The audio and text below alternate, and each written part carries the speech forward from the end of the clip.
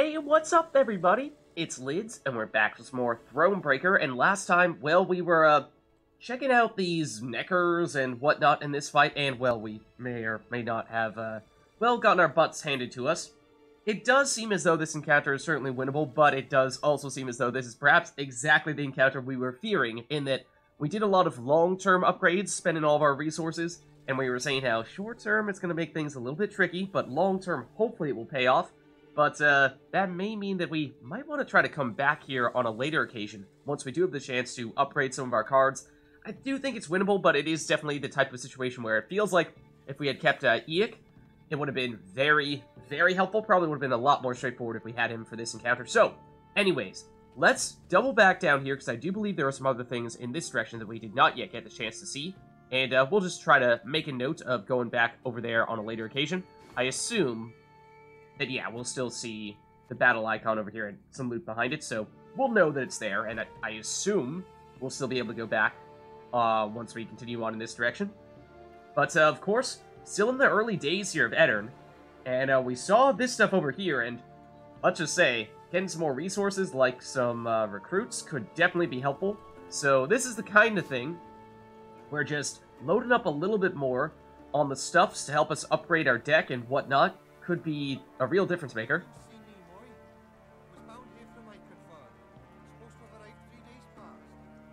Yikes. And the other thing is that, you know, in some ways, it's almost as if we would prefer, very much prefer in many ways, to have more of the quest encounter or a puzzle encounter next. Basically something that gives us a preset deck, a custom deck, rather than our own deck, because, like we were saying, at this stage, our own deck is, you know, not the strongest, and I do think we're going to see, as we've already started to see, things get a fair bit more difficult now that we are in Aedirn. So we'll see.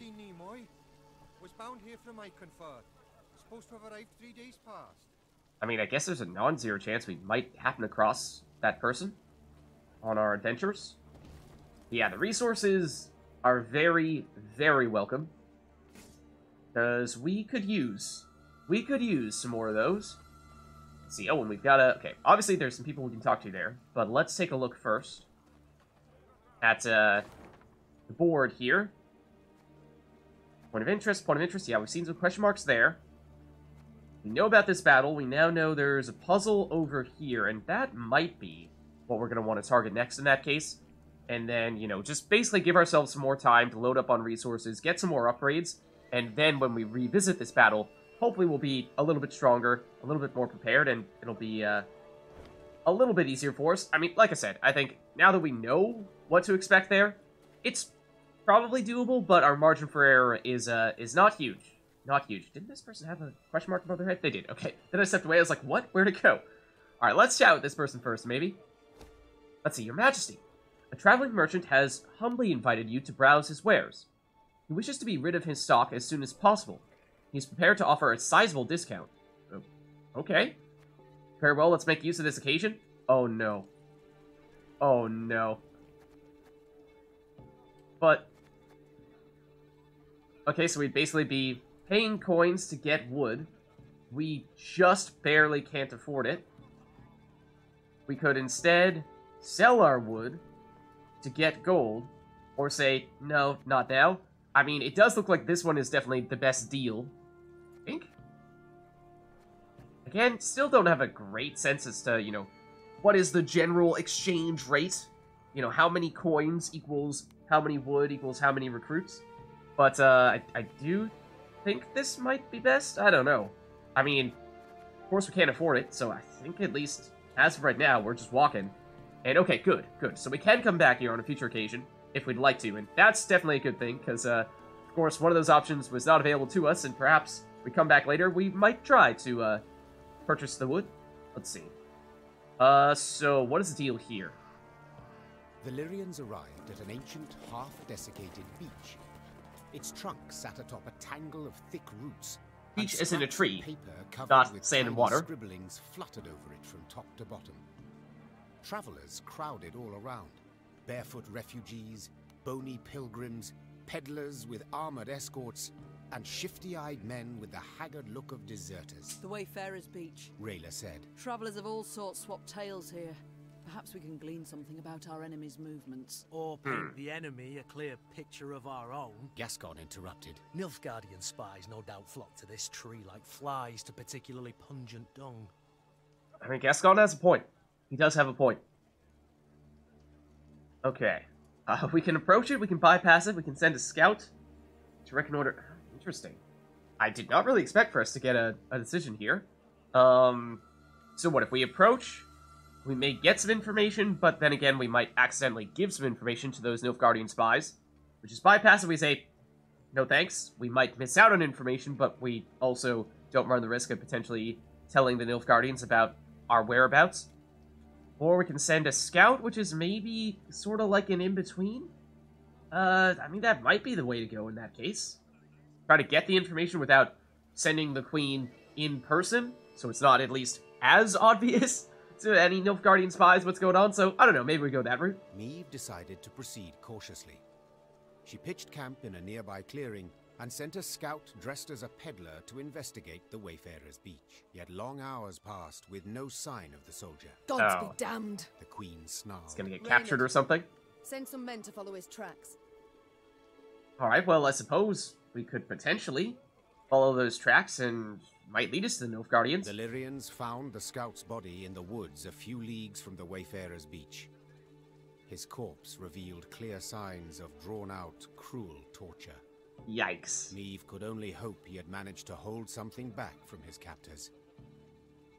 Okay, I mean, let's be honest. How the heck were we supposed to know that was gonna happen? Like, really? Not only did they know that we brought a spy, they captured our spy, tortured our spy, and tried to gather any and all information from him? Like, come on. Really?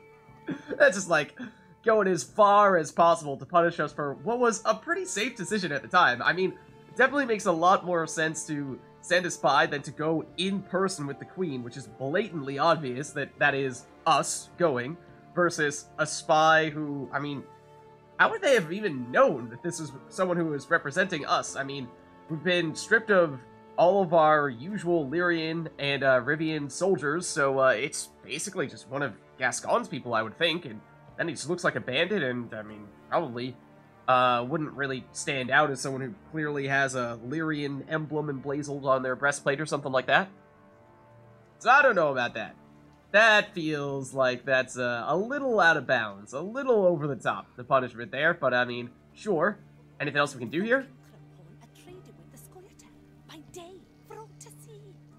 Alright, you guys were saying that, what is it, the Nilfgaardians and the Scoia'tael actually are on decent relations. It's not a coincidence because Nilfgaardians were, well, friendlier to the Scoia'tael than the Northern Realms were, and had done something like promise to give them some land.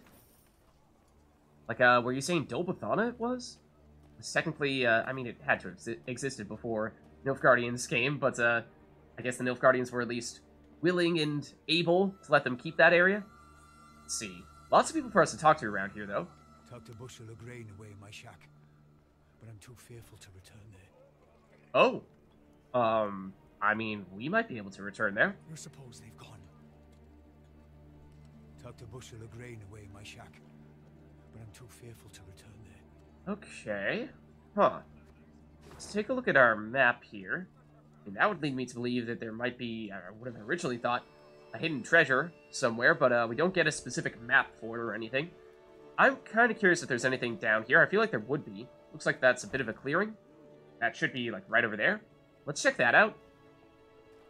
I think it's still, of course, very early days in Aedirn, so we're mostly just exploring around a bit, seeing what types of encounters we might run into.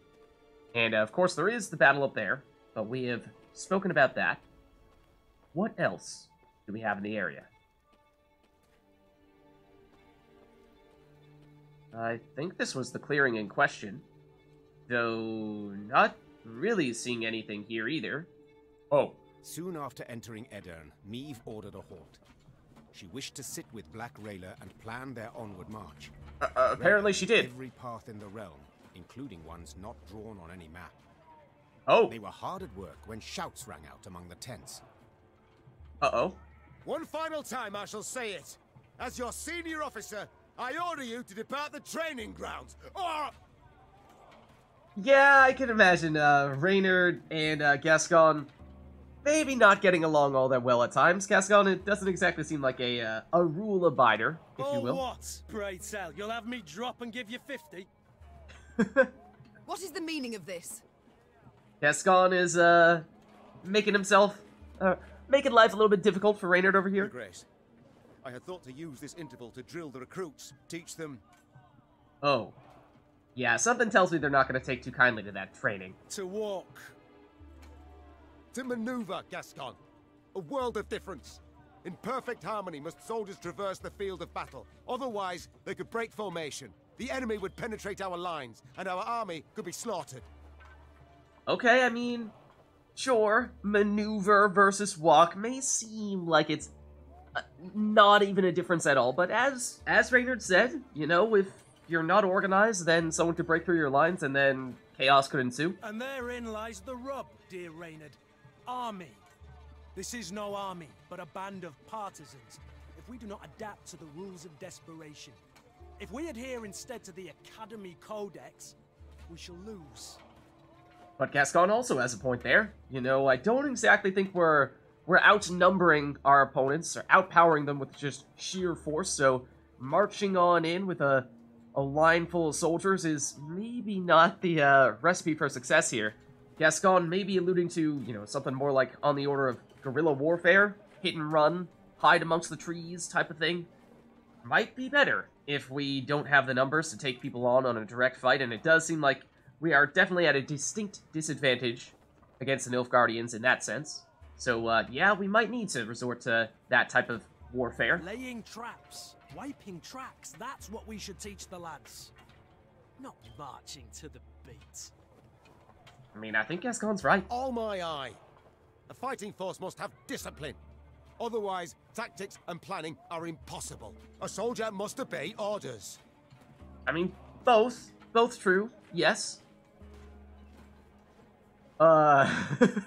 And so we either take a side, or just say, calm down, both of you. And of course, calm down, both of you is the middle ground, it would seem. But, we've been punished in the past by trying to take the middle ground. In fact, our previous decision to send that spy was in many ways supposed to be a middle ground answer, and it did backfire for sure. I still think we probably do go that route, though, because I imagine both these guys seem to be pretty fired up right now, and I'm not exactly sure we want to be making enemies with either of them, to the point where perhaps we could even get one of them removed from our deck altogether for our next encounter, and that's not something we want. A point on which we all agree. And since they are mine to give, I order you both to calm yourselves at once, and never air your squabbles in front of the men again. Come on, guys, settle down. Our resources are limited. We cannot do everything at once. Prepare your proposed plans for training the recruits, and I shall decide which we shall follow. Clear? Exactly. Clear? Then get to work. Alright. Interesting. So, of course, naturally, as we are progressing through this area here, we may occasionally run into story-based events like that. But, other than that, I think we'll just continue our exploration here around Eddern. See what else we might bump into. Might that be the shack that guy was talking about before? I mean, it's a pile of wood. Alright, this is another fast travel spot. It's not that far from the previous one, but sure. And in theory, there's another village of sorts down here. I mean, it might very well be overrun by some kind of monster. That might be what this puzzle's all about. Let's head up here to nab the wood first. And whatever other resources there might be, this does not look like it's in a good shape right now. Yeah, was this the Nilfgaardians? Because, or the Scoia'tael on behalf of the Nilfgaardians? Because I get the feeling it may have been. But yeah, all the more resources we can get, the better. This looks like the little hut the guy was talking about before. Let's see. Letter found. Proclamation. Inhabitants of Grumfell are hereby ordered to vacate the village by nightfall. Failure to comply will result in punishment of the highest order. Helkurtza, Duke Ardal Epdeki, Grand Chancellor, Commander of Army Group East. In other words, the Nilfgaardians. So yes, there's your confirmation. It was in fact the Nilfgaardians. Let's chat with this guy here. Also, pretty sure those are Nilfgaardians down there. Did our oaths not suit the Emperor? However did our oaths and other plantings harm him? Ooh, so innocent. What did they do wrong? It's just their oats. They're just farming their oats. Blackclads brought them monsters here, I'm sure of it. I mean, it looks like they're Blackclads right there, so I think you're right. Your Majesty, I beg ye, let me join your ranks. Nothing Oh. but hunger and death await me here. There we go. We got a recruit. Okay, worthwhile. Okay, before we head over there to talk to those Nilfgaardians to see what the deal is, let's head down to where this puzzle is. Because, yeah, that looks like an owl ghoul and maybe just a basic ghoul. And we do, in fact, have a puzzle here. Before we do, let's... Oh! Did not even notice that shrine there. Hold on. Where is that exactly? It's hiding over here. Oh, it is in that little clearing that we were looking at before. Didn't even notice it. It is really well hidden. In fact... Oh, you know what? You know what? Hold on, we look at our map, or well, we look here. Looks like the pathway to get to it is down this way, rather than up north where the clearing was. So basically you have to go down through here to get to it. And remember, of course, as we were walking right past this area, we got that message, or we got that update, the sort of story-based update that told us that Rayla was saying how she knows all these routes that don't actually show up on maps, and maybe that was our hint to, you know, not necessarily focus exclusively on the map, because otherwise there might be some pathways that you just outright miss, such as this one. Now, we are at the moment on high morale, so we don't really need to go there, but also, there does happen to be a golden chest down here. Let's nab it. And, well, that is fitting. It's Black Rayla. Congratulations, you've discovered a card that can be used in the Gwent multiplayer game. Awesome. Very nice. Let's head on over then to, well, if we can get out of here, to the actual puzzle, unless, oh, hold on first. Get some resources. I mean, we, shouldn't really matter if we get the resources before or after, because I imagine for this puzzle we're going to get a custom deck. But, just in case... We'll nab those, and... Alright, let's see what the deal is.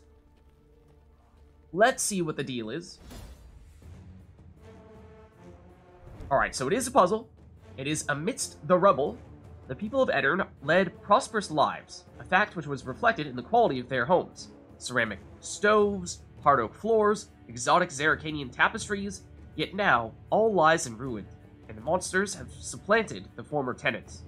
Alright, it's, in theory it's simple. Just eliminate all foes, but something tells me it's gonna get a little more complicated once we actually get in, so let's test it out. It is a shortened battle as well, so likely just one round. And we do have a custom deck.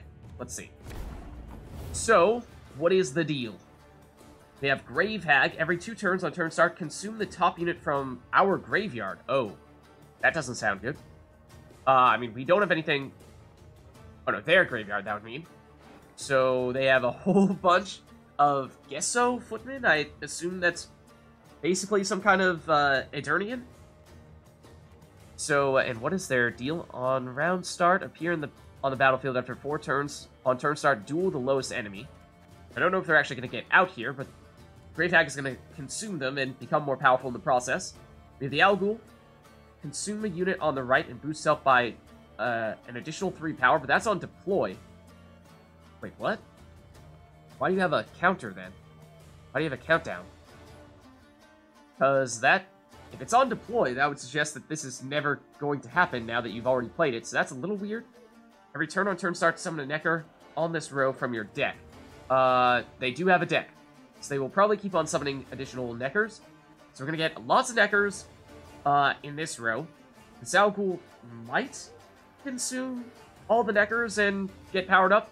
And this Grave Hag is definitely going to consume from the graveyard and boost up in that way. Let's see, we have Scorch. Destroy the highest units. So, ooh.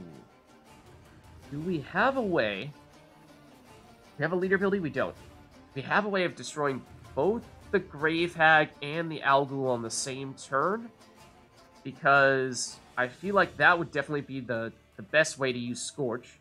This is going to get boosted by, or if it does consume, it's going to get boosted by 6. This is going to get boosted by 3 every 2 turns. They just aren't quite going to line up, are they? Doesn't look like. I'm not sure if we're going to be able to pull that off. Otherwise, damage unit by 2 if it was destroyed to repeat this ability. Ooh. Okay. Okay. So, the way I see this working is either we play a Rivian Sapper to weaken Neckers until we can play another one to destroy one, and then chain destroy Necker after Necker after Necker. Or we use these guys to line up the Algul and the Grave Hag until they're the same amount of power, and that way, when we use Scorch, we can destroy both of them simultaneously, because I don't think we have enough damage with the Rivian Sappers alone to take these guys out. We definitely don't. So I think that's gotta be the answer, is line these up. So, like we were saying, I'm not sure if this is actually getting boosted or not, and that's kind of important to know, because, let's see, this, assuming you will consume 3 power unit, you'll become 10 with 3 armor. Then, in a couple turns, you'll become a 13 with 3 armor. It's not going to line up with this, though, because the armor is going to be the issue. If you were a 13, we could damage you by 2, ignoring armor. We could get you both down to 11 if you aren't actually getting boosted. And then we could destroy you both with a Scorch, but I don't know. Okay, let's try this out once, and, you know, we may not get it right the first time, by any means, but let's damage you. Okay, and, yeah, so you will get boosted, and it does look like once that counter is done, yeah, I guess, the deploy just starts the counter, and then once the counter reaches 0, then you consume? I guess that's the way that works. So let's go... Continue here. Don't you worry yourself, we'll get it done in no time. Okay, now you're 17. What was this at the beginning? What was this? Started off as a 7, and it was going up by 3. So, it would be 7, 10, 13, 16. Get you down to 15. When you're both on odd number... Let's see, the Neckers are not actually summoning not summoning them out of their deck, which I thought was going to happen, but maybe these cards in their deck are not actually Neckers. So that is a little different than what I was expecting. So yeah, it really does look like it's just a matter of lining up the Alguls and the Grave Hag. So this goes up by 6 per turn, whereas this only goes up by 3 every other turn. So I think we actually need to target the Algul instead. Pissing in the moat? God, it's dead. Oh. Ooh. Okay. Yeah. I mean, they're almost lined up here. Next turn, in theory, you will consume this. You'll go up by 6, because you'll get 3 from that and 3 more from your ability. So it'll be a 21. Yeah, still need to hit you. And I don't think... Big and beautiful. We're going to get these to line up exactly. No. So, we definitely needed to just go more damage on the Algul. It's like, well, here, we'll do this, but not going to do the trick, of course. So, well, even then, the Necker... Huh. No, you know what? We do need to change the damage against the Neckers, because as we're seeing here, even if we did line up all the damage on the Grave Hag and the Algul and then Scorch to get rid of them both, it's still going to be a Necker remaining, so we need to find some way to at least get rid of one of them. Okay. That's good knowledge, though. That is, definitely something we can use to help us out here. That means that at least at some point, we need to damage one of these Neckers and take one out, actually, then use that to chain the additional 2 damage to likely this Algul. So let's try that. Don't you worry yourself, Your Grace. Oh, you know what? Wait a second. If we damage this Necker, we can affect how much this will get boosted. Oh, that's an interesting thought. That's a very interesting thought.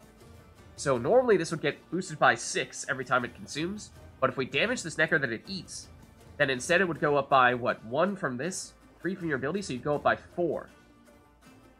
That sounds intriguing to me. Let's try that. Fishing in the moat? Oh, yeah. Okay. So then I think what we want to do now is we actually go Sapper here, get rid of this, and get another Necker here. Then you're still consuming a 1 power Necker. Now 10, 15. Let's see. If we hit you for 2 on our next turn, then you're going to go down to 13. You're also going to be 13. That sets up a Scorch on our next turn. Then we're going to have a Necker remaining that we can't destroy. We are close, but I don't think we quite have it. All right, let's do that, because it is really close, I think. But Stop your yapping, unless start digging. if we hit this Necker now, we hit this Necker now. So you're not yet going to consume, so in theory we do have time. Yeah, actually we do that. We do this. Then... yeah, we still have time here as well. Okay, I think we have it. Do this. 3 buckets of nails and a tub full of Do that. And as long as you guys don't get boosted, you won't. We Scorch. We Scorch. And there we have it. That was an interesting one. I liked it. Alright. Mission accomplished. Puzzle complete. Let's loot on up the, well, the dead people over here. Oh, and what do we have here? Letter found. Inhabitants of Lapisfield. As you know, Edirn has been betrayed. Our forces, taken by surprise, now face severe shortages. I assume by taken by surprise and betrayed, they mean the, actually the Scoia'tael, who have been working on behalf of the Nilfgaardians. I mean, it could be the Nilfgaardians directly, I suppose, but I urge all who are able to support the war effort with a donation. Vokmir, son of Zanek, has been authorized to supervise the collection. Donations must be brought to his mill before the end of this week. My guess is that means there's going to be a lot of coins at the mill, and it's probably unattended right now. From there, they shall be delivered to the soldiers in need at Rosberg Fortress. Mayor Godsamir. And an Edirnian sigil there, that is the Eldurnian sign. Edirnian sign. Huh. Okay, so, well, we have successfully finished... was that our first puzzle? Might have been our first puzzle in Edirn. We might have had one very early on. I mean, we had our, story encounter very early on, I suppose. But we have now acquired a few more resources, so that's definitely a good thing, because we could... in fact, why don't we take a look here at our, oh no, not our map. Our camp. To see if there's anything here that we can now afford, either workshop upgrade-wise or probably command tent-wise, ideally. Let's start with the workshop, though. Let's see. Increase the number of trinkets Meve can equip. We've seen this before, we also can't afford it. But I don't think it's urgent that we pick this up. Nest tent. Units excluding artifacts will take up 10% less of the recruit cap. That is actually... that's pretty nifty. Because that means we can, well... If cards cost less to include in our deck, that means we can include better cards. So that could be very worthwhile. I like the looks of that. We can't afford it yet. We mostly need gold. Quite a bit more gold at that, but that might be a good target for our next upgrade. Decrease the gold cost of creating units. That's also certainly helpful because we really haven't done much unit creation yet. But that is something we'll be looking to do quite soon. We can, in fact, afford it just barely from a gold standpoint. So that could be worth doing. Oh, and then that will later on unlock increasing the recruit cap by a lot. That's also really tempting. What is our current recruit cap? Hold on. What is it? Is it 120? It's 125. Okay. So the first one gives us, what, an additional 25 recruit cap. This one gives us an additional 50, so that's huge. This one's nice, but I think the, well, if units take up 10% less recruit cap, that's what, like, functionally a 12-ish recruit cap increase, at least in the short term. Eventually, once our recruit cap goes up to 250, then it's functionally more like a 25. So it's actually not quite as good short term as something like Soldier's Quarters or Soldier Quarters 2. Of course, we need to get Command Tent 2 before we can do that. So this might actually be better to do short term. Training Grounds, this is what, mostly to give ourselves the option of creating new and or improved versions of existing cards. Which, can we afford any of this? No. And we're not very close. Workshop means movement speed. We'll live without it. And unlocking additional cards. This one is more affordable. We're close to being able to do this. And then, ooh, have we seen most of these cards? Field Medic we used to have in our deck. The Pitfall Trap and the Lyrian Pathfinder we might have seen previously in at least some puzzle or story encounters, though we've never actually had them in our official deck. But some cards over here that we've not seen at all. War Wagon, obviously, we have, but War Wagon Plus be kind of nice. We could go back to recreating our old Lyrian deck. And Forager, we also saw in some puzzles. Strays Infiltrator, didn't we? I guess we got some at the very beginning when we gained Gascon, but we haven't created new ones after that. Alchemist, I think, is new as well. We might have seen it in one of our puzzles, but okay, I mean, I'm tempted to go, what was it, the Command Tent? We can afford it, and as we were saying, Soldier's Quarters later on would be very helpful. It's still not really much in the way of a short-term upgrade, because, well, I mean, once we do end up making those units, yes, we will have better units, but we are not directly creating units by making this upgrade, so does still lock us in a little while longer to go with the more passive upgrades. And soon, we'll start making these upgrades at the Command Tent. Of course, now that the upgrades are cheaper, it should be a little bit easier. And did we consider putting in Black Rayla before, or did we only just actually gain her? Obviously, we got the golden chest that gave us Black Rayla for multiplayer Gwent, but didn't we have her? I assume we had her in our Thronebreaker deck previously, and we might just have run into our provision limit, our recruit cap limit, which is currently over what it's supposed to be. Let's just not touch this, and... Uh-oh. No! No! Keep it over the limit!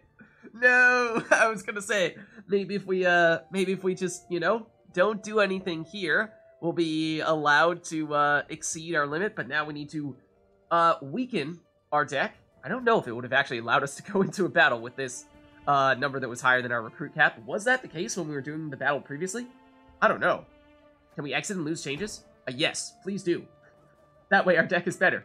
Okay, run away before it makes us change our deck.